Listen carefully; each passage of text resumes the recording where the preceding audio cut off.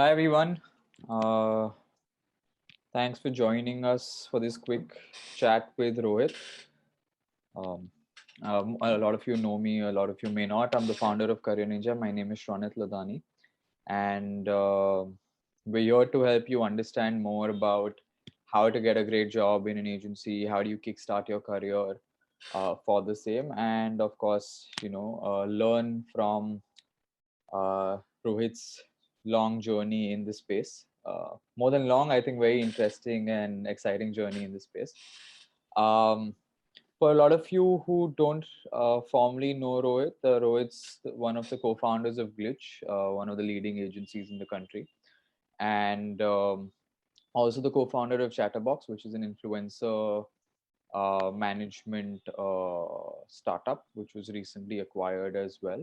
Actually, both have been acquired as such, right? If I'm not Yeah. wrong. Rohit's also a very avid angel investor. He invests in a bunch of early stage startups, CareerNinja being one of his portfolio companies. So, guys, give him a quick thumbs up for all his support to us and for, of course, the amazing career that he's been leading. And we're going to have a quick chat with him and learn from his journey. One quick question, one quick point. Everyone who's listening in, y'all can feel free to put down your questions for Rohit based on our chat at any point, and we'll take it up in our chat at some point and ensure we cover most of them. Sounds good. Awesome. So, Rohit, you know, first of all, thank you for taking our time for being here. It's obviously been a pleasure to be associated with you, have your support in, and obviously learn from you all parallelly. And I thought, it'd be great for everyone else to learn from your journey as well, right? So the first thing, before everything else that I'd like to understand from you is, what do you think are the most what's coming up in digital marketing actually in 2022? What are the trends that you see coming up? And based on that, what do you think are the most lucrative career paths that would exist in digital marketing in the coming year? Uh, hey, thanks, Ronit, for that introduction, and thanks for having me here. It's been an exciting journey with you guys for sure. Ever since the first call that we had, where you were describing what you were building and where you're headed to. So I'll take the first bit that you asked me, which is what's new. I mean, we're in a space in digital which is where it's evolving every single day, right? But a few trends that have popped up now is especially probably thanks to the pandemic is this whole hybrid working space, right? So earlier, they advertising was one thing that we always thought could never be a work from home situation or can ever be a remote working situation. Suddenly we were forced into that position, and we've agencies evolved, people evolved, they found ways to do this. And I think we've come to a point where there is no I mean, I don't think we will go back to that old ways of working, right? So where you need to always be in office to get something going. What that opens up for us is a huge world of talent. So yesterday, if I was hiring and I needed people in Bombay for my Bombay, so it was always Bombay, Delhi, maybe a Bangalore. These were the three offices that you had, right? Today, my talent can be from any place. So it's the right kind of talent for the right kind of brands, and that uh, is being tapped in from. I mean, I could find an illustrator sitting in Denmark and work with that person. I could find a musician sitting somewhere else and work with that person. So, and something that I saw recently was we were doing a film. The film's done, and then we had to send it for what we call DI, right, which is color correction and things like that. And 9 out of 10 times we would do our DI in places around what do you call it, Andheri and in Bombay, etc., where the DI studios were. Yeah. And if the films are decent enough budget, then you could take it abroad. Now, any budget at the same cost of Andheri, I'm able to get an artist, say, sitting in the US or sitting in Prague, who are actually experts in that particular field to do it at the same kind of money. And get this going. So this suddenly the world, now your playground is no longer Bombay, Delhi, Bangalore. Your playground become the world. Competitions increase that way. So that is definitely a key trend that I've seen. So which means that there is access to talent across, and not necessarily more and more. At least we had a meeting with our people team, the HR team, etc., and they were trying out and saying we should start looking at not that the fixed model where you have employees versus having this whole can we bring people on as consultants. So a lot more Gig freelancing workers. gig economy is going to kick off, especially in a lot of these places. So that's a definite huge trend I'm seeing coming forth in this. No, that's very interesting, especially the first point you mentioned, because Career Ninja itself as a team has grown from, just being headquartered in Bombay or around to now literally we have someone from Assam, we have someone from, down south, someone's at his, working from his village, supporting his father who's a farmer as well. So it's amazing how opportunities have gone global, but also have gone, very, very local.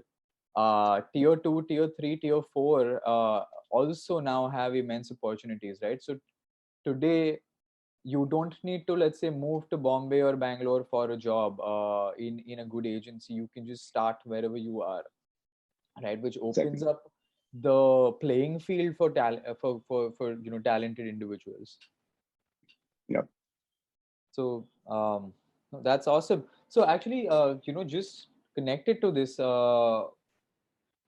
when you mentioned great talent as well, what do you look for when you're looking for great talent, right? Or if let's say an agency like Glitch, when they're looking to hire someone, what are the top 3 top 4 things that they're looking for?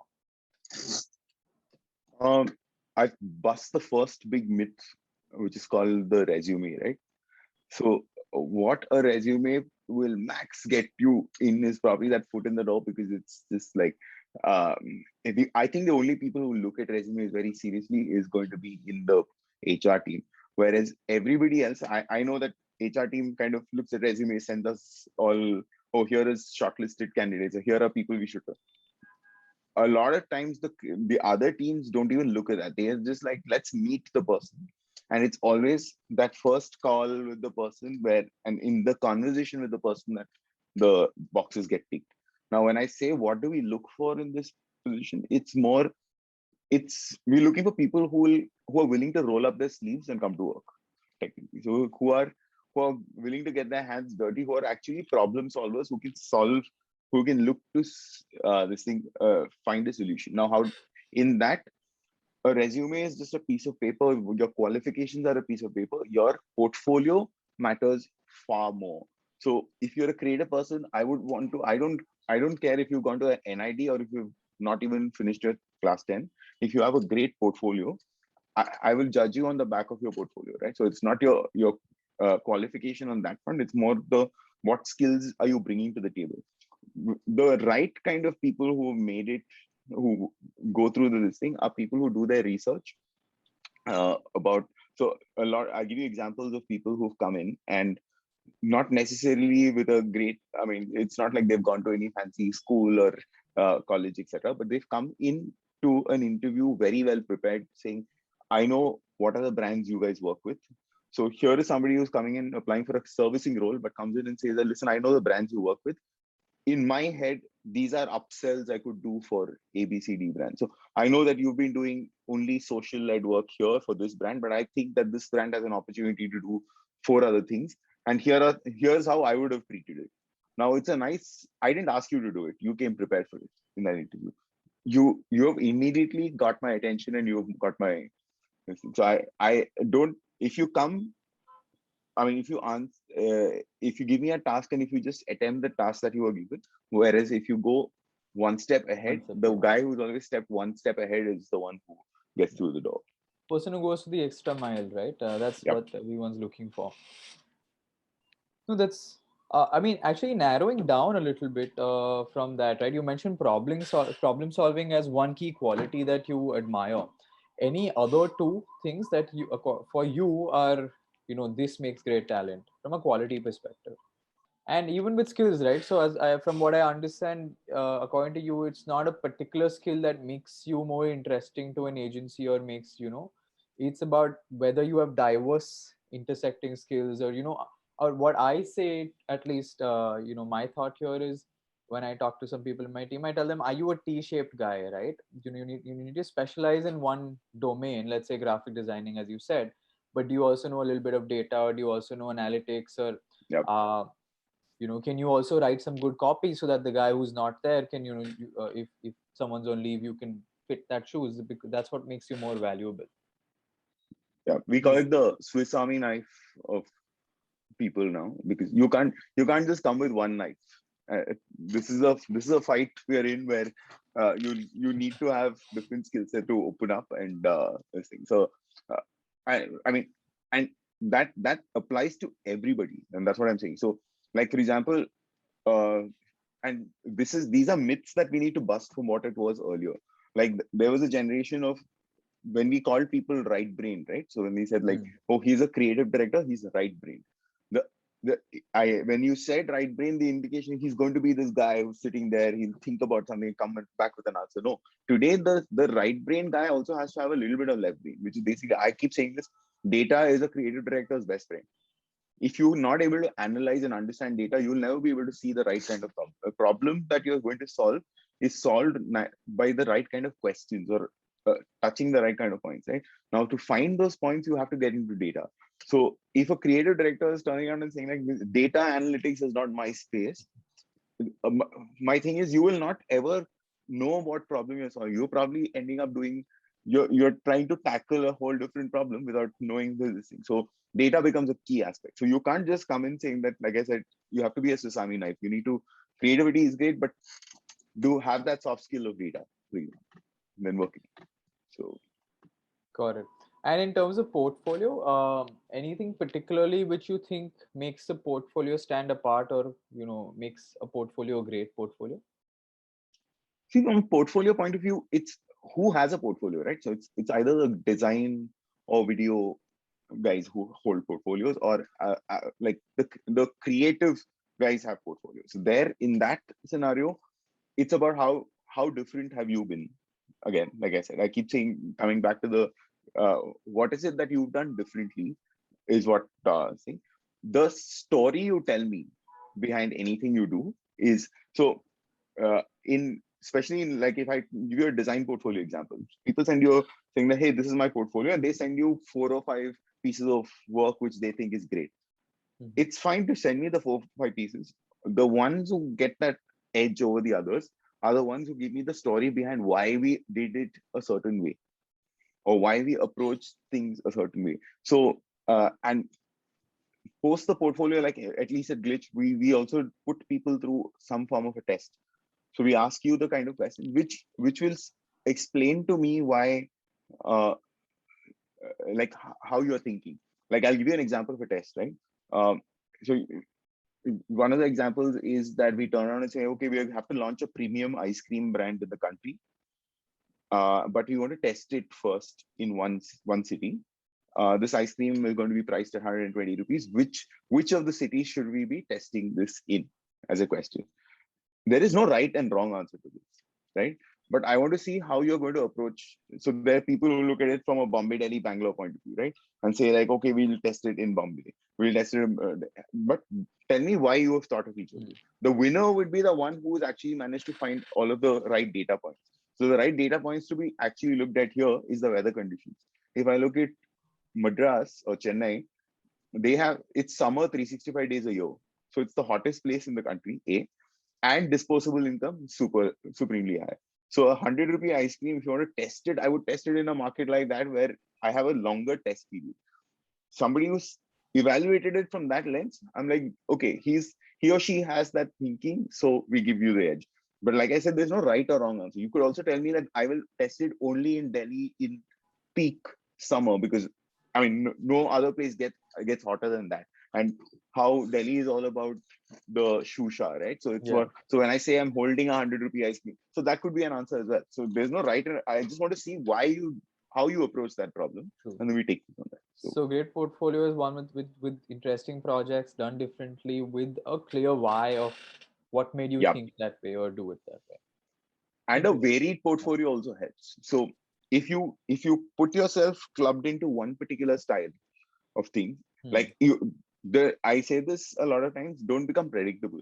So if you, the minute you become a pattern of how you solve things or how you do things, then you will be replaced by a robot eventually, right? Because if you're a pattern, I can write a algo. And so I know this, that because there are some people who share portfolios where uh, it's almost like uh, when they explain an idea, there are 3 slides to it, and this every idea is explained in those 3 slides in the exact same pattern. So it's basically you only think in a certain way. So when you only think of everything from a pre-post uh, kind of a space, it becomes an issue. When a designer is giving me a design, this thing, if he or she has only one style of design, then you're kind of limiting yourself to, it's a great style of design. Then what I'll do is I'll call you when I have work for that particular thing. But Got I it. don't know if I can see you for a larger canvas. Got it. So before actually seeing the portfolio comes someone being able to send it over and getting that person's attention to take a look, right? So and obviously I'm sure you interacted with hundreds and thousands of candidates, probably hundreds of LinkedIn messages come in your inbox every week, asking for something or the other. So for you, how does someone stand out, right? I think even we connected first on LinkedIn. So Yep. how does someone stand out? How does someone get your attention? Maybe you can give an example also that comes to your mind. Uh, I mean, if you're looking for a job in advertising, your job is to sell, right? Eventually. So you'll have to find a way to sell yourself. You're finding the person who's able to market themselves best is the thing. So if you add me on LinkedIn as of this thing without any form of uh, reason Message. for why you're adding me, and I don't know why you want. Who are you? And why should I? Do I know you? If I don't know you, then what is the reason for this? Right? There are some people who I've got emails, and this is what I was talking about. So somebody's written an email saying, "Listen, I have not done anything in advertising. I've come fresh out of college, but I have looked. I really like what you guys are doing. I really like the brands you're at, and here is my shot at 4 things I would have done with your brand." So they've literally he sent me 4 ideas for 4 different brands. I'm not saying all 4 of them were the best of ideas. He has no idea of the brand language it has, etc. But he made the attempt at it. There was some form of thinking. So in that email, you've sold me a dream. You've sold me something. Yeah. I know somebody else who on LinkedIn, uh, I mean, it's almost like clickbaiting, but got my attention through a clickbaity thing. So it is literally like said something on the lines of saying that you are losing uh, by not accepting my this thing, you will lose out on at least 100 memes that will make you laugh every single day. So I was like, okay, like, what did you mean by that? And then came a conversation. Then he's like, listen, this is what I do. I make memes, and I think by making memes over the last this thing, I have become this person who understands copy and understands trends and understands this thing. I think I'll be a great asset to your team. You marketed yourself so well. So I'm like, if you can't sell yourself, then what will you sell another product? Because you know you best. Of So course. then, so that's what I would definitely say. So So it needs when to get your curiosity, or needs to, or needs to just show you strong value. yeah, Uh, and very quick, right? Because if you open an email, it doesn't catch your attention within like 30 seconds or a minute, then you'll just go back out. exactly. So it's I people who've written it from all, like I know somebody who was applying for a position in the films team, and that he didn't write to me, but it came to somebody else, and it was a thing that went around. It was a script that was sent across, uh, and the script was how he would have come for an interview at Glitch, and what that interview process would have felt like if Tarantino was directing it. That's it. It Wow. was a beautiful. It was written in Courier. It had those thing. It had a in that entire just one email with that attachment saying that, hey guys, here's a script of if you ever call me to your office, what would happen. and it was so beautiful. It was crafted really well, and it was a nice take on it, right? So now you anyway got my attention with that. You're not. It's not a thing saying that hi, seeking opportunities at the glitch, because when you see that there are thousands of those mails that come. So 9 out of 10 times you just don't click on those unless you come with some form of reference or whatever in that. So here is a way to stand out. Oh, these are very interesting. I think, guys, all of you who are watching, please pick up some ideas. Obviously, be creative with it. Change the approach. Um, awesome. At Glitch, from all your time there, what's been your most favorite award-winning pitch or campaign that y'all have worked at? Oh, so I've had a really long career in advertising with Glitch. I've been there 11 odd years. So Or you can pick I from the don't know. last couple of years, whatever what comes to your mind. One of the best, one of my favorite highs of a pitch was definitely the Netflix pitch that we won. There are reasons for the high because it was the highest risk we took because we were handling an OTT platform before Netflix, and Netflix hadn't even come to India at that point. I mean, one day we got a cold email from LA saying that, hey, we're from Netflix, we saw you guys, we're trying to come to India and we're looking for an agency. Would you want to pitch? We were like, hell yes, we want to pitch. And then we had to, as a caveat, we had to call out saying that we already handle one OTT platform, but we're okay to pitch and then we'll take a call. They were like, no, sorry.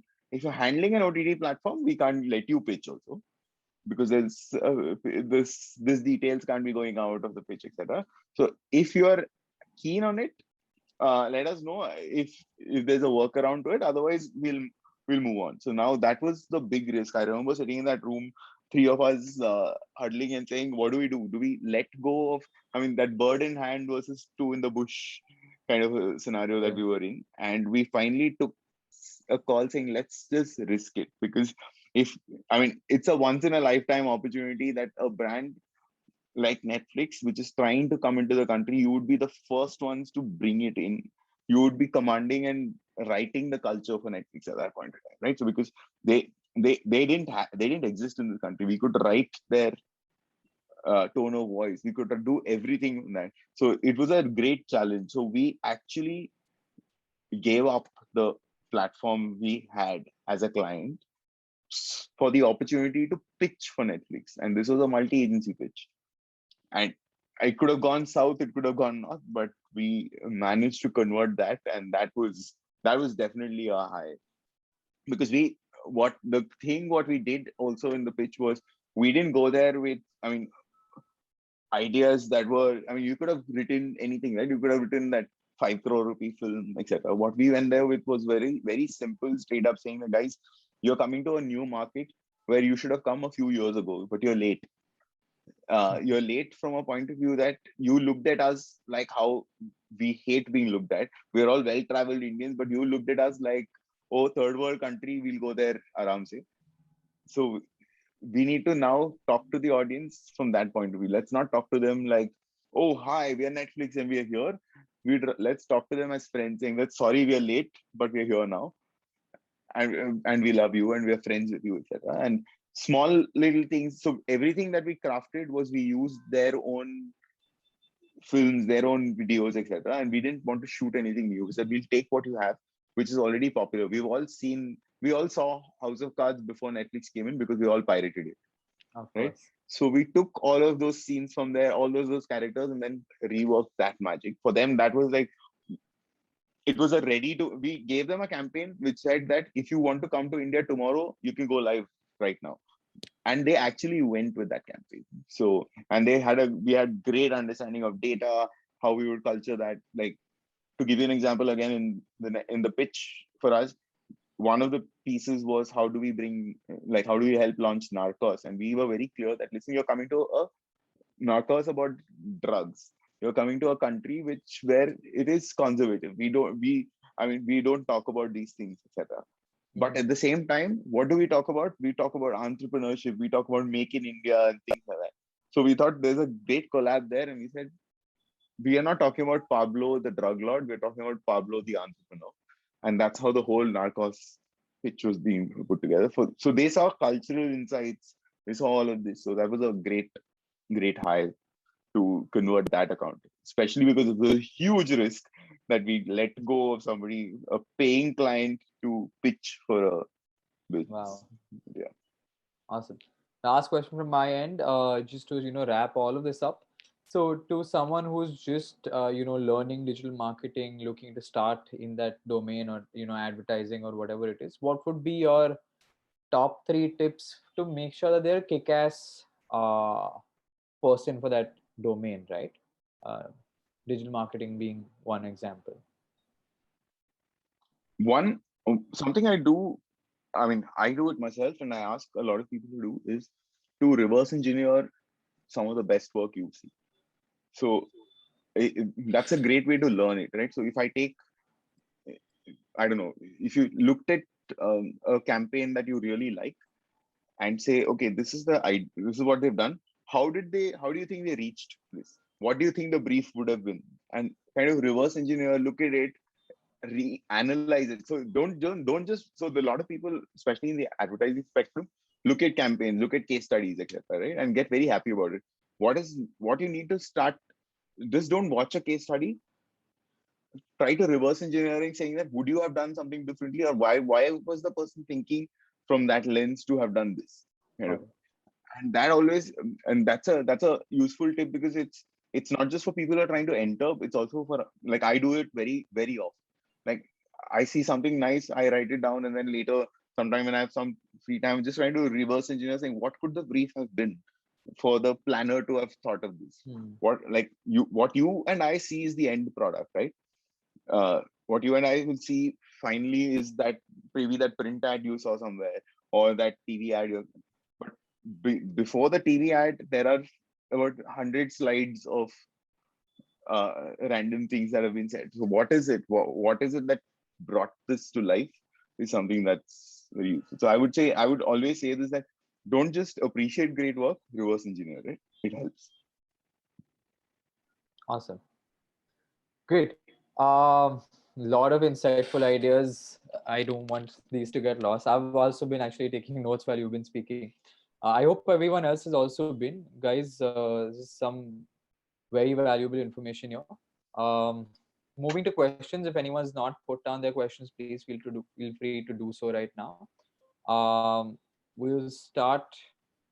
So a very common question actually, right? Do applicants with MBA get preference over others? So no, and yes, I'll tell you why.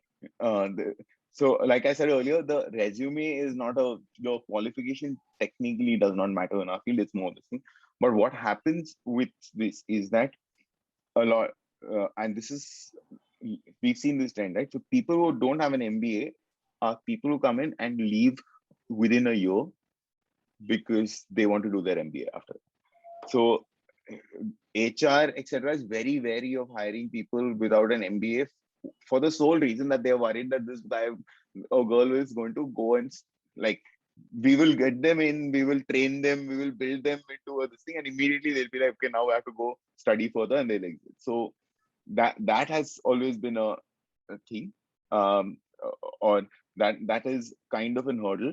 But otherwise, I don't know. In our space, like I said, a portfolio speaks louder than what an MBA does, or like, I don't know what SIDBI does to you, or any college of that matter, is it gives you the entry and that foot in the door, right? It's not a compulsion that you have a MBA from Wharton and I will close you as this thing. It gives you the foot in the door, because I mean, you'll have alumni contact, you'll have somebody who's reached out, so that really helps. But outside of that, I don't think an MBA is a direct. But do they get preference? Yeah, for more reasons. I mean, not because they have an MBA. It's more because I know that, okay, they're done with their 10 plus 2 plus 4 plus 2. Got it. So Interesting, actually. Different take. So it's not necessarily for the skill, but for the fact that it signals that this yeah. person's ready to get serious about his work. Connected to this, actually, we have another question from Sanya, which says, if you have to hire a fresher in the creative strategy department who doesn't necessarily have a portfolio, what would you look for in them? So in the career strat department, if you don't have a portfolio, you see the thing is you need to then come to my meeting and convince me that a portfolio's job is to convince me that you're the right person for the job, right? So you think a certain way, or you think it's for me to decipher how you think. So you have to either tell me that, or like I said, somebody who looked at the brands we had and came back with 3 different solutions for that brand.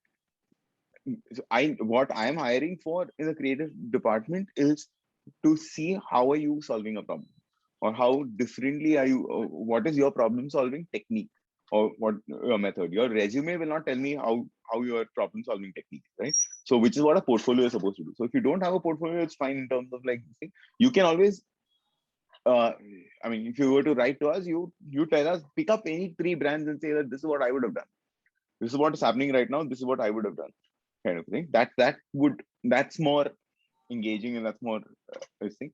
Uh, Again, like I said, a portfolio is step. So a resume may get you in the door, a portfolio might get my attention. What really seals the deal is, especially in entry level, it's always a test that comes to you. I mean, at least Glitch definitely hires with a small little thinking exercise test, and that test will kind of give me a better indication of where you are. Nice. We have a question slightly off topic, but given again you're an entrepreneur and an investor, if you can give a quick uh, take on it, would be good. So Hussain asks, what's the process of finding an investor, and how do you understand how much funds you should take from them? But we're in a country where capital is aplenty, but the right capital is not. So it's raising funds is not too tough. Like in terms of, it's, if you want to raise X amount of money, you will find enough people. The right kind of people on the cap table is very, very crucial, and that is where this thing happens.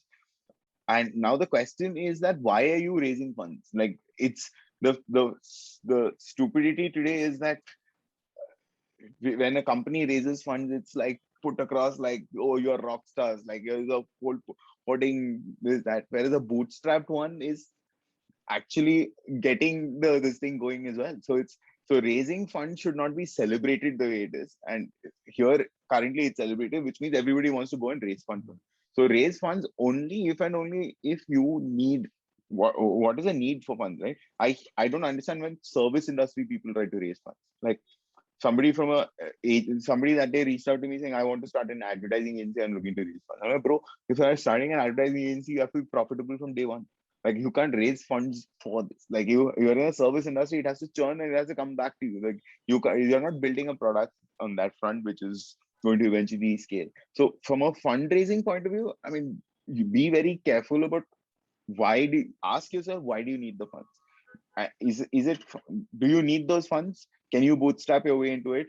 Because your funding should be your the only time you need to take funding is that if it will give you that what we call the unequal advantage of scale, right? So saying that, hey, listen, I know that this problem is to be solved. If I had $1 million with me right now, I will get there before anybody else, and I will take that unfair advantage. Then fair enough, take that. You need that money to burn, take that money to burn, build it, get there, because once you have an unfair advantage, there's no coming back from there, right? So that's the how do you look for investors? I mean, there investors are plenty. I would say always look for investors in your domain that you're in, because that first set of strategic investors is going to be very, very key, because they will then introduce you to everybody else in that. So if you are in the domain of, I don't know, if you're a D2C company, look for people who are marketers, who run D2C brands. Write to them on LinkedIn with your pitch deck, etc. If you can get somebody like that interested on your side, what happens is that all of us angels, etc., are sitting on multiple WhatsApp groups with other angels, right? So it's, when a good deck comes to you, you share it on a platform. Now the thing is, if I am leading a round for something, there are 5 other people who be, if you are putting in, I'm also joining. So they will come in as tag-alongs on that. So that's how it always works. So it's, the easy way to do it is look at your domain, look at the kind of people you want on a cap table, write to them, see if you can get them. If they are excited enough, they'll bring the others on.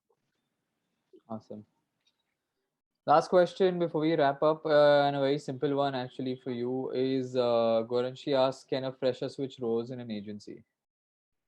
Yep, nothing is ever rigid. To give you our own example, our current creative director or CCO is somebody who joined us in the video team, who has a PR, whose qualification is journalism, joined in the video team as an editor.